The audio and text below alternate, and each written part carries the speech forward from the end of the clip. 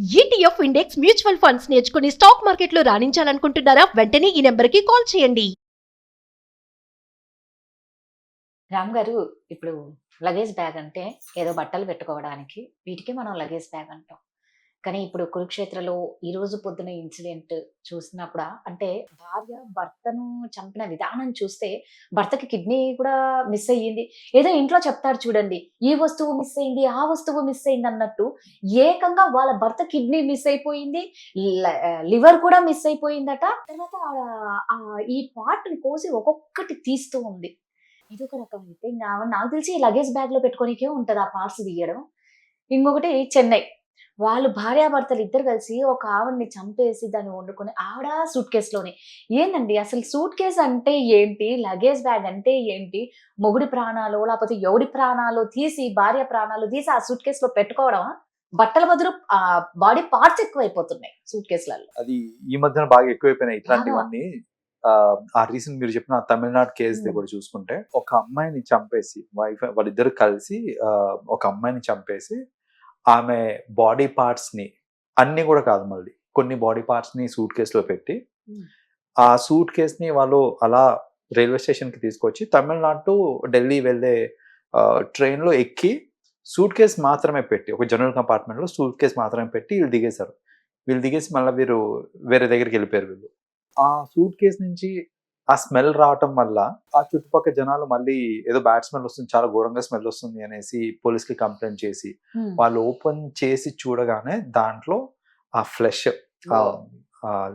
అది రా ఫ్లెష్ అలా ఉండేసరికి వాళ్ళు మళ్ళీ మన ఏంటంటే రివర్స్ ఇంజనీరింగ్ అసలు ఎక్కడి నుంచి వచ్చింది బ్యాగ్, ఎవరు పెట్టారు అనేసి CC cameras almost 300 CC cameras వాళ్ళు చెక్ చేసిన తర్వాత ఒక వైఫ్ అండ్ హస్బెండ్ ఈ సీసీ కెమెరాస్ చూసారు వాళ్ళు. వాళ్ళు ఈ బ్యాగ్‌ని తీసుకొని వచ్చి పెట్టి వెళ్ళిపోవడం అనేది అందులో కనిపించింది. సో వీళ్ళు మళ్ళీ వాళ్ళని గుర్తించి వాళ్ళ అడ్రెస్ అది అన్నీ కనుక్కొని అడ్రెస్‌కెళ్ళిన తర్వాత ఇంతకంటే దారుణమైన విషయం ఇంకోటి బయటపడింది. హ్మ్. అందులో బాడీ పార్ట్స్ అన్నీ లేవు. ఆ బ్యాగ్‌లో ఎన్ని పట్టినాయో అన్ని పెట్టారు. మిగతా బాడీ పార్ట్స్ తోటి వీళ్ళ ఇంట్లో పెద్ద డేక్షా ఒకటి కనిపిస్తే దాంట్లో బిర్యానీ వండుకున్నారండి వాళ్ళు. దేవుడా!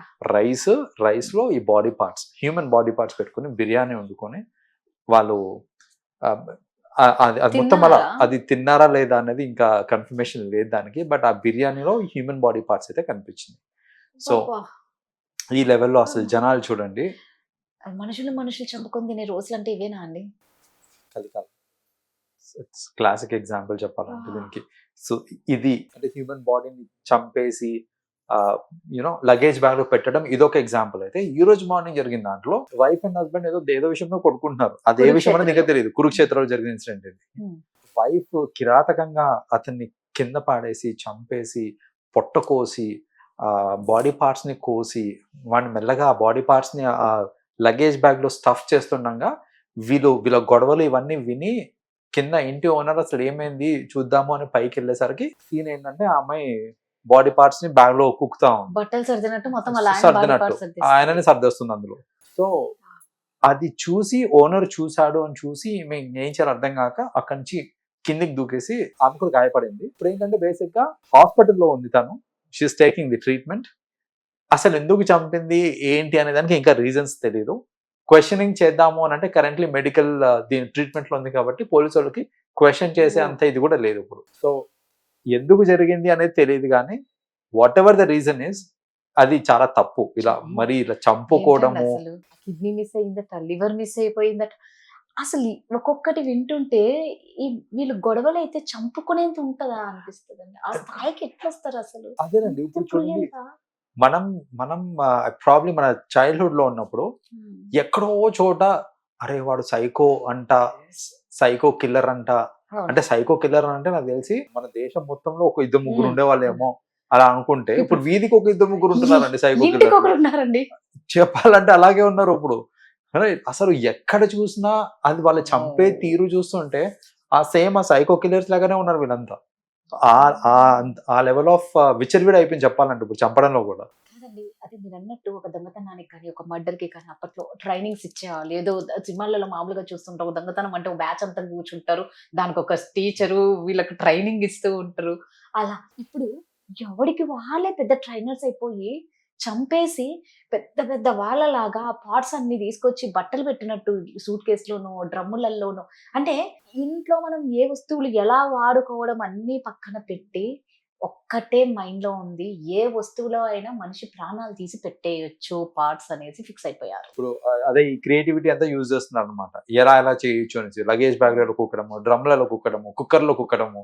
అసలు దానికి ఇంకా చెప్పాలంటే there is no end to it. ఆ లెవెల్ ఇది అవుతుంది. అసలు భయం వేస్తుందండి చెప్పాలంటే. ఇప్పుడు నిజమే. ఎవరు, నేనైతే ఒకటే చెప్తానండి, మన ఆడియన్స్ అందరికి ఒకటే ఏం చెప్తానంటే, ఇంట్లో జరిగే గొడవలు జరుగుతాయి, అవిటిని మీరు ఆపాలంటే ఆపచ్చు ఆఫ్ కోర్స్. కానీ అట్లీస్ట్ అనవసరంగా వీధిలోకి వెళ్ళి ఇంకొకరిని కెలిగించుకొని గొడవలు పడకండి. Right. మనం రెగ్యులర్ గా చూస్తూ ఉంటాం, ట్రాఫిక్ సిగ్నల్స్ దగ్గర ఎవడో ఓవర్టేక్ చేశాడని, ఎవడో ఫాస్ట్ గా వెళ్ళాడనేసి, లేదా ఏరా నీకు దిమాగ్ లేదా అనేసి వీడు తిట్టడము, వాడు రెచ్చిపోవడము. సో అనవసరంగా గొడవల్ని కొని తెచ్చుకోకండి. మీరు ఇట్ డజంట్ మీన్ మీరు పిరుకోలోని కాదు, రైట్. కానీ వి నెవర్ నో, ఎప్పుడేమవుతుందో చెప్పలేం. జనాలు అసలు నిజంగా. బయట పరిస్థితులు బాగాలేవు. లేదు. కాబట్టి నా సిన్సియర్ రిక్వెస్ట్ ఏంటంటే, అనవసరమైన గొడవల్లోకి వెళ్ళకండి. పక్కనోడు ఎటు పోతే పోనీ నాకెందుకు అని వదిలేసేయండి. మీకు నిజంగా వాడిని తిట్టాలంటే మీరు మనసులో తిట్టుకొని వాడు వెళ్ళిపోయిన తిట్టండి, కానీ వాడిని పిలిచి మరి తిడితే మీకు వచ్చేదేం ఎవడు లేదు. ఎప్పుడు ఏం చేస్తాడో తెలియట్లేదు. వచ్చేదేం లేదు, పోతే ప్రాణమే పోతుంది.